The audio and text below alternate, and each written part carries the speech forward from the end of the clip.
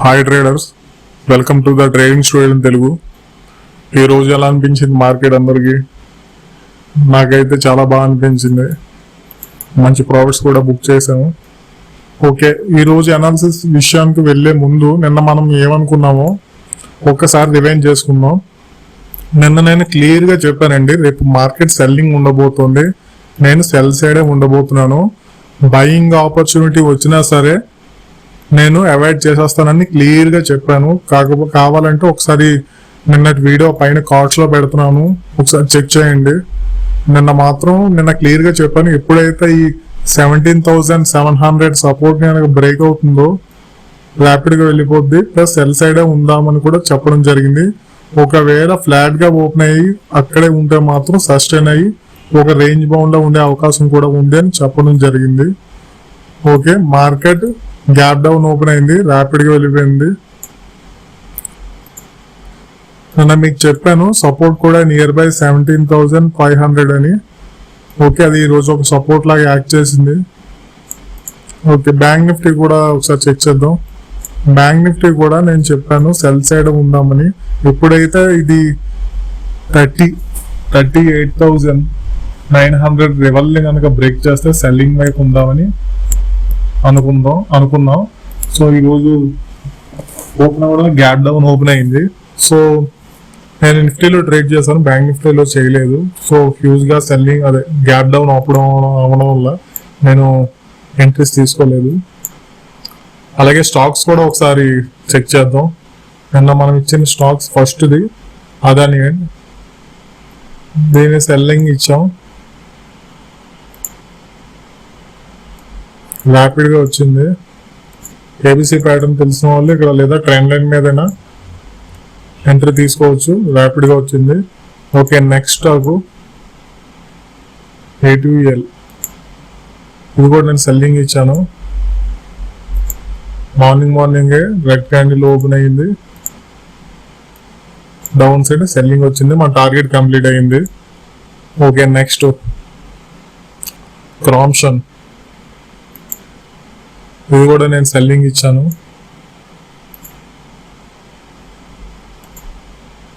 Morning ఒక పెద్ద candle create చేసింది, ఇది 15 minutes time frame. Okay, create చేసింది లేదా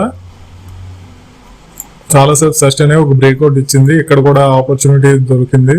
ఇంకో విషయం ఇక్కడ గమనించాలా, ఇది ఒక ఎం ప్యాటర్న్ క్రియేట్ చేసింది. ఓకే, టెక్నికల్ తెలిస్తే ఎలాగైనా సరే ప్రాఫిట్ చేయొచ్చండి. కాకపోతే మన వ్యూ రేపు సెల్ సైడ్ ఉంది కాబట్టి మనం సెల్లింగ్ స్టాక్ ఇచ్చాం, ప్యాటర్న్స్ వస్తేనే ఎంట్రీ తీసుకుంటాం. ఓకే, నెక్స్ట్ గ్లాండ్, ఇదైతే గ్యాప్ డౌన్ ఓపెన్ అయింది, నియర్ బై సపోర్ట్ దగ్గర ఓపెన్ అయింది, చూసారా? సో ఇది లీవ్ ఇట్ చేసేస్తాను. నేను వాళ్ళు స్టాక్స్ లో ట్రేడ్ చేయలేదు, నిఫ్టీలో ట్రేడ్ చేశాను. సో స్టాక్స్ లో అంత సరిగ్గా చూడలేదు. GPIL, ఇది కూడా నేను సెల్లింగ్ ఇచ్చాను, కానీ ఇది రేంజ్ బౌండ్ లో ఉండిపోయింది. సో ఇది అవాయిడ్ చేస్తాం. నెక్స్ట్ హ్యాపీయెస్ట్ మైండ్స్, ఇది కూడా నేను సెల్లింగ్ ఇచ్చాను, ర్యాపిడ్ గా వచ్చేసింది.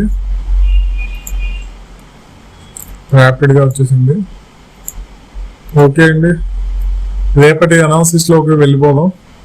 ఓకే, ఇది నిఫ్టీ, ఫస్ట్ నిఫ్టీ డిస్కస్ చేసి తర్వాత బ్యాంక్ నిఫ్టీ గురించి డిస్కస్ చేద్దాం. ఓకే, 15 minutes లో వెళ్తున్నా, 30 minutes టైం ఫ్రేమ్ లో చెక్ చేస్తున్నాను. రేపు మార్కెట్ నిఫ్టీ అయితే ఒక రేంజ్ బౌండ్ అనుకుంటున్నాను. రేపు మార్కెట్ ఒక ఇన్సైడ్ క్యాండిల్ క్రియేట్ చేసే అవకాశం ఉంది, లేదా ఒక రేంజ్ బౌండ్ లోనే ఉండే అవకాశం ఉంది. సపోర్ట్ అండ్ రెసిస్టెంట్ విషయానికి వస్తే 17,500 అనేది ఒక సపోర్ట్, అలాగే ఇంకొక సపోర్ట్ కూడా ఇస్తున్నాను.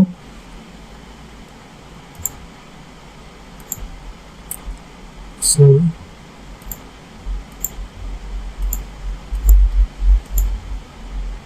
అలాగే 17,400, ఇది కూడా ఒక మంచి సపోర్ట్. ఈ రెండు ఒక జోన్ కింద ఫామ్ అయి ఉన్నాయి. సో ఇక్కడైతే మీరు ఎలాంటి ట్రేడ్స్ కూడా చెయ్యొద్దు, ఈ జోన్ లో ఎలాంటి ట్రేడ్స్ కూడా చెయ్యొద్దు.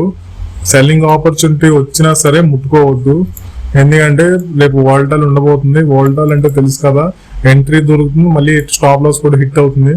ఒకవేళ డౌన్ సైడ్ గనక గ్యాప్ డౌన్ ఓపెన్ అయినా ఇది గనక బ్రేక్ చేసిన అంటే 17,400 అని కూడా బ్రేక్ చేసింది అనుకోండి డౌన్ సైడ్, నెక్స్ట్ సపోర్ట్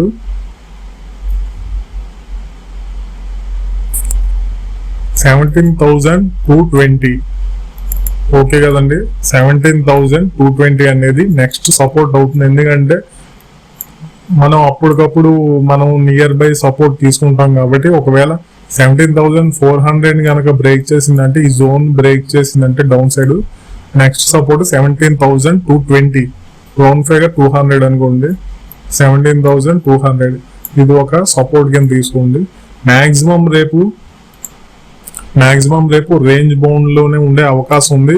ఇంకొక విషయం ఏంటంటే రేంజ్ బౌండ్ నుండి ఒక బ్రేక్ ఇచ్చే అవకాశం కూడా ఉంది. సో నిఫ్టీ అయితే రేంజ్ బౌండ్ అనుకుంటున్నాను. సో చూద్దాం, ఎప్పుడైతే గ్యాప్ డౌన్ ఓపెన్ అవుతుందో 17,400 కన్నా కింద కనుక ఓపెన్ అయింది అనుకోండి, సెల్లింగ్ వెళ్ళిపోవచ్చు. లేదా ఫ్లాట్ గా ఓపెన్ అయినా ఈ రేంజ్ లో. ఇంకొక విషయం చెప్పాలి మీకు, 1 సెకండ్. రెసిస్టెంట్ దీన్ని తీసుకోవద్దు. రెసిస్టెంట్ రేపటికి ఇది అవుతుంది 17,620. ఓకే కదా, 17,630 అనేది రెసిస్టెంట్ అవుతుంది. ఓకే, మీకు అర్థమైంది కదా. 17,500 నుంచి 630, 100 పాయింట్స్ రేంజ్ లోనే రేపు రేంజ్ బౌండ్ లో ఉండబోతుంది. ఒకవేళ డౌన్ సైడ్ కనుక బ్రేక్ అయినా లేదా గ్యాప్ డౌన్ ఓపెన్ అయినా ఈ రేంజ్ లో ఉంటుంది. ఇక్కడ ఎలాంటి ట్రేడ్స్ అయితే మాత్రం తీసుకోవద్దు. మనం సెల్లింగ్ సైడ్ ఎప్పుడు వెళ్తామంటే 17,400 బిలో ఏదైనా సరే సెల్లింగ్ ఆపర్చునిటీ వస్తే సెల్ చేస్తాం. ఈ సపోర్ట్ బ్రేక్ చేయనివ్వండి. బ్రేక్ చేసిన తర్వాత మాత్రమే సెల్లింగ్ వైపు వెళ్ళడం జరుగుతుంది. ఓకేనా, రేపు అయితే మోస్ట్లీ అంత మూమెంట్ ఉండదు అనుకుంటున్నాను. ఆప్షన్ సెల్లింగ్ చేసే వాళ్ళకి బాగుంటుంది కానీ అంత మూమెంట్ ఉండదు అనుకుంటున్నాను. సో చూద్దాం. కానీ ఓకే అండి, ఇది మన సపోర్ట్ అవుతుంది 17,450 సపోర్ట్ అండ్ 400 కూడా ఒక సపోర్ట్ అవుతుంది. గ్యాప్ డౌన్ ఓపెన్ అయినా ఇది బ్రేక్ చేసిన సెల్లింగ్ వైపు వెళ్దాం. లేదా ఫ్లాట్ గా ఓపెన్ అయితే మాత్రం గ్యాప్ అప్ ఓపెన్ అయినా ఈ రేంజ్ లోనే ఉండబోతుంది. ఓకే, అప్పుడు వదిలేయడం మంచిది. ఓకే, నెక్స్ట్ బ్యాంక్ నిఫ్టీలోకి వెళ్ళిపోదాం. బ్యాంక్ నిఫ్టీ కూడా మంచి. బ్యాంక్ నిఫ్టీ నేను రేపు ఒక రేంజ్ బౌండ్ లోనే ఉండబోతుంది అనుకుంటున్నాను. కానీ సెకండ్ హాఫ్ లో మాత్రం బ్యాంక్ నిఫ్టీలో బయింగ్ ఆపర్చునిటీ వచ్చే అవకాశాలు ఉన్నాయి. కానీ కొంచెం జాగ్రత్తగా ట్రేడ్ చేయండి.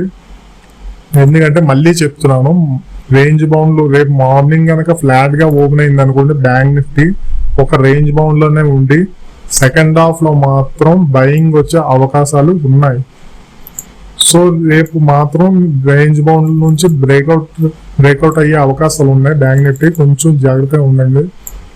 సపోర్ట్ విషయానికి వస్తే 38,200 ఇది ఒక మెయిన్ సపోర్ట్. అలాగే రెసిస్టెంట్ విషయానికి వస్తే 38,800 ఇది ఒక రెసిస్టెంట్. ఒకవేళ మార్కెట్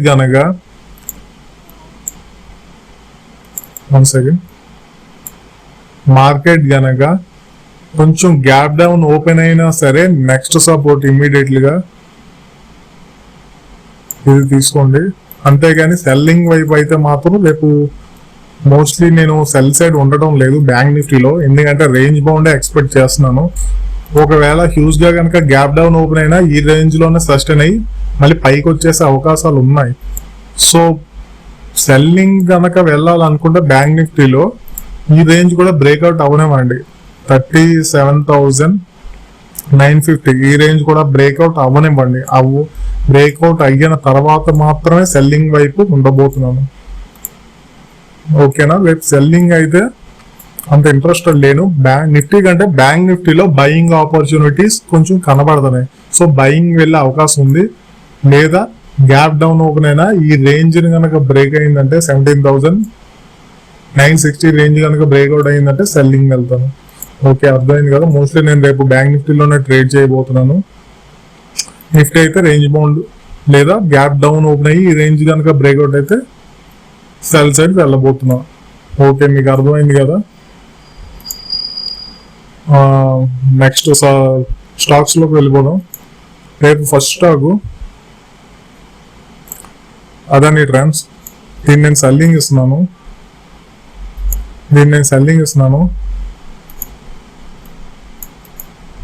మార్కెట్ రేపు ఫ్లాట్ గా ఓపెన్ అయింది అనుకోండి, కొంచెం రెసిస్టెంట్ వరకు వెళ్తుంది, పుల్ బ్యాక్ వస్తుంది అనమాట. వచ్చిన తర్వాత ఖచ్చితంగా ఏదైనా సెల్లింగ్ ప్యాటర్న్ వస్తుంది, ప్యాటర్న్ పట్టుకొని దిగండి.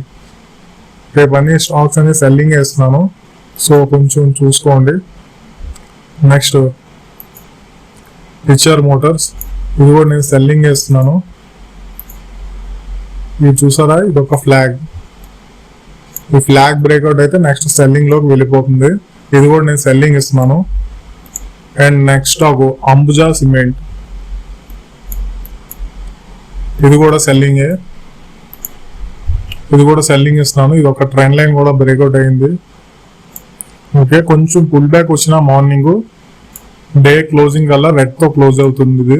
సో ఇది రేపు హైయర్ లెవెల్స్ లో మాత్రమే సెల్లింగ్ చూడండి. నెక్స్ట్ ఏషియన్ పెయింట్స్,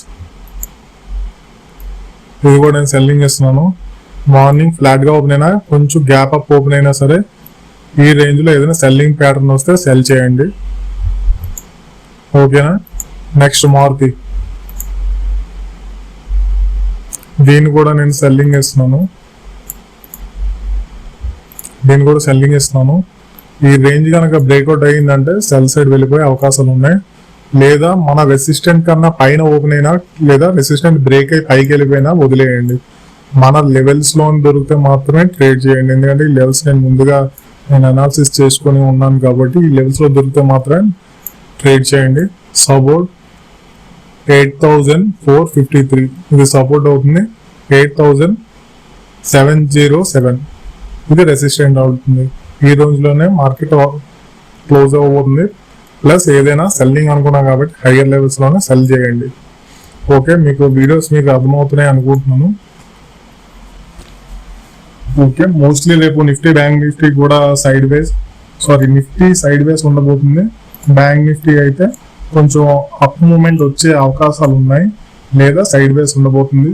కానీ సెల్ సైడ్ రెండు వైపులా సెల్లింగ్ వెళ్ళాలనుకుంటే డౌన్ సైడ్ మనం ఇచ్చిన సపోర్ట్ ని బ్రేక్ చేసిన తర్వాత మాత్రమే సెల్ సైడ్ వెళ్ళండి, లేదా అవాయిడ్ చేసేయండి. రేపు కొత్త వాళ్ళు ఎవరైనా ఉంటే స్టాక్ మార్కెట్లో రేపు అవాయిడ్ చేసేయండి.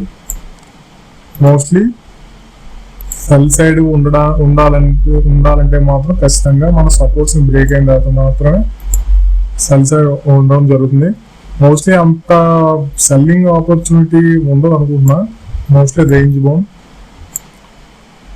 కానీ బ్యాంక్ నిఫ్టీ మాత్రం రేపు నేను ఇంట్రెస్టెడ్ గా ఉన్నాను ట్రేడ్ చేయడానికి, బై సైడ్, అది కూడా బయింగ్ సైడ్ సెకండ్ హాఫ్ లో. ఓకేనా, థ్యాంక్ యూ అండి. అలాగే కొత్తగా మన ఛానల్ ఎవరైనా చూస్తుంటే సబ్స్క్రైబ్ చేయండి.